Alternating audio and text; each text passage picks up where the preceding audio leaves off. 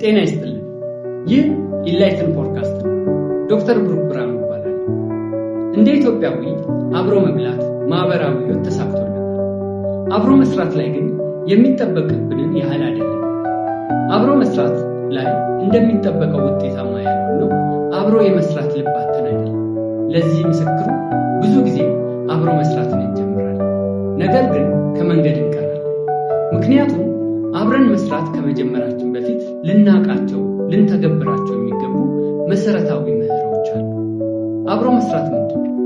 አብሮ መስራት ማለት በአንድነት ውስጥ ለአንድ ዓላማ በጋራ ጥረት ያለንን ዕውቀት፣ ክህሎት፣ ጉልበት በመደመር ካሰብንበት የምንደርስበት መንገድ ነው።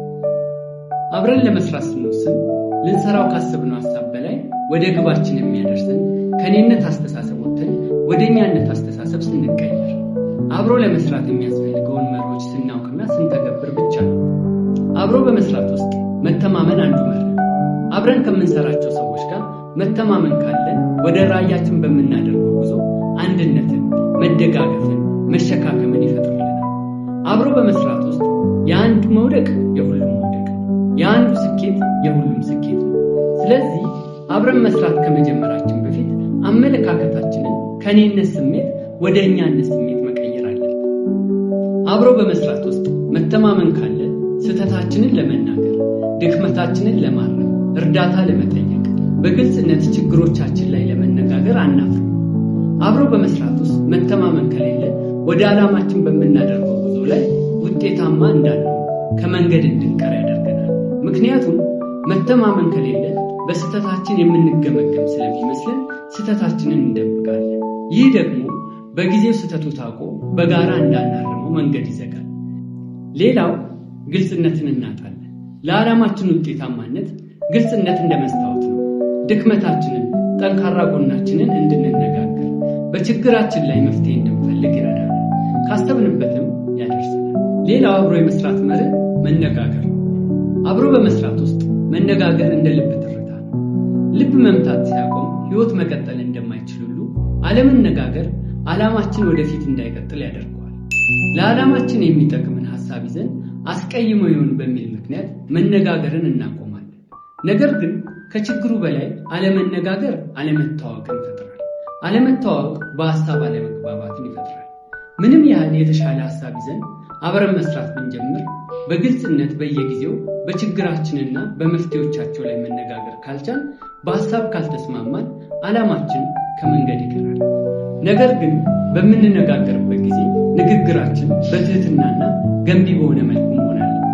ማለትም ሐሳብን በሐሳብ መሞገት፣ ሐሳባችንን ግላዊ ያለማድረግ፣ ንግግራችን ለአብሮ የመስራት አካል እንደሆነ ማሰብና በመፍትሄው ላይ ማተኮር ናቸው። ሌላው አብሮ የመስራት መርህ ትጋት ነው። አብሮ በመስራት ላይ እናቅዳለን፣ እቅዳችንን እንተገብራለን። ነገር ግን ውጤታማነቱ ላይ በትጋት መስራት ይጠበቃል። ሕይወት ስለጀመርናት ሸልፍ ትጋታችንን ትመዝናለች። አብሮ በመስራት ላይ ትጋት የሁሉም ነው። እያንዳንዱ የድርሻውን በትጋት ሲወጣ ትጋት ስኬትን ያመጣል። አብሮ በመስራት ውስጥ የጋራ ትጋት የሚያሳጣን መጀመር ብቻ ከውጤት የሚያደርስ ስለሚመስለን፣ ግልጽ የሆነ የሥራ ክፍፍል ስለማናደርግና የራሳችንን ኃላፊነት ስለማንወጣ፣ ውጤትን በፍጥነት ስለምንጠብቅና መንገዱ ስለሚያስለቸን። አብሮ በመስራት ውስጥ ትጋትን ለመጨመር ግልጽ የሆነ የጋራ ዓላማ፣ ማን ምን ማድረግ እንዳለበት፣ መች መደረግ እንዳለበት፣ ውጤቱ ምን መሆን እንዳለበት በግልጽነት ማስቀመጥ። ሌላው በኃላፊነት ጊዜ መጠቀም። ጊዜ የስኬታችን ማሰሪያ ነው። ዓላማችንን በጊዜ ውስጥ ማሳካት ካልቻል ውጤቱ ድካም ብቻ ሊሆን ይችላል። ስለዚህ ጊዜያችንን በኃላፊነት መጠቀም። ተጠያቂነት ሌላው አብሮ የመስራት መርህ ሲሆን አብረን በመስራት ውስጥ ውጤታማ የምንሆነው ሁላችንም የየራሳችንን ኃላፊነት በተጠያቂነት ሲኖር፣ ግልጽ የሆነ የሥራ ክፍፍል ሲኖር፣ የተሰጠንን ኃላፊነት በአግባቡ መወጣት ስንችል ካሰብንበት እንደርሳለን። ሁሌም ኃላፊነትን መወጣት፣ ተጠያቂነትን መቀበል ስንችል እርስ በርሳችን መተማመንን እና አንድነትን ይጨምርልናል። አብረን በመስራት ውስጥ ሌላው ይሰራዋል የኔ ኃላፊነት አይደለም ካል ወደ ውጤት አንቀርም። ነገር ግን በምንፈለግበት ጊዜ ማንንም ሳናይ ቀድመን ለጋራ ዓላማ መገኘት ስንችል፣ የተሰጠንን ኃላፊነት በአግባቡ ስንወጣ፣ ካሰብንበት እንድንደርስ ስኬታማ እንድንሆን ይረዳል።